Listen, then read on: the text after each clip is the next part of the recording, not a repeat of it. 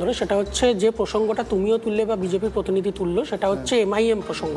এবার আসাউদ্দিন ওয়েসির দল এমআইএম মূলত যে রাজ্যের দল সেটা হচ্ছে তেলেঙ্গানা। এবার তুমি যদি লাস্ট তেলেঙ্গানা স্টেট ইলেকশনটা দেখো, সেটাতে মূল যে পোলারাইজেশনটা ছিল প্রথম শক্তি এবং দ্বিতীয় শক্তি, সেটা হচ্ছে কংগ্রেস এবং সিপিআই এর জোট এবং উল্টো দিকে টিআরএস, এই দুটো মূল শক্তির মধ্যে লড়াইটা হয়েছিল।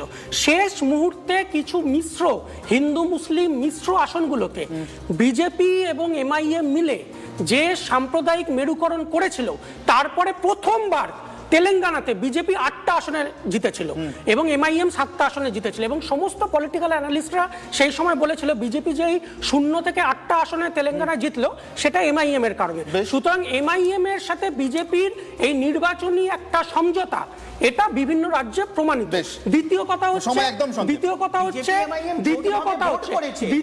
হচ্ছে হুমায়ুন কবিরকে নিয়ে যে এত বিতর্ক, সেখানে সবাই হুমায়ুন কবির কতটা খারাপ সেটা বলছে, কাঁধ থেকে ঝেড়ে ফেলতে চাইছে, কিন্তু যেটা বাস্তব সেটা হচ্ছে আমরা বাদ দিয়ে, বামেরা বাদ দিয়ে, এখানে যে কটা রাজনৈতিক দল উপস্থিত, কংগ্রেস, তৃণমূল, বিজেপি, 3টে দলই হুমায়ুন কবির করেছে এবং 3টে দলই হুমায়ুন কবিরকে ভোটে দাঁড় করিয়েছে।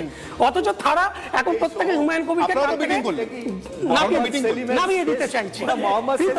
আমি একটা কথা বলতে পারি অনিল বান্দা, সেটা হচ্ছে হুমায়ুন কবির কোনোদিন কোনো বামপন্থী দল বা বামপন্থী দলের গণসংগঠনেরও সদস্য হুমায়ুন কবির কোনোদিন হতে পারবে না। আমি জানি না হুমায়ুন কবিরের সঙ্গে মোহাম্মদ সেলিম, আমি জানি না হুমায়ুন কবিরের সঙ্গে মোহাম্মদ সেলিম ঠাকুরমার ঝুলি শোনাতে গিয়েছিলেন বা শুনতে গিয়েছিলেন কি। আর শেষ যে কথাটা তুমি যেটা বললে, জাস্ট 30 সেকেন্ড, শেষ যে কথাটা বললে সেটা হচ্ছে আমরা পশ্চিমবঙ্গের ক্ষেত্রে রাজনৈতিক অবস্থানগতভাবে আমরা মনে করি যে তৃণমূল এবং বিজেপির বিরুদ্ধে সমস্ত বাম গণতান্ত্রিক ধর্মনিরপেক্ষ শক্তিকে এক জায়গায় নিয়ে আসতে হবে।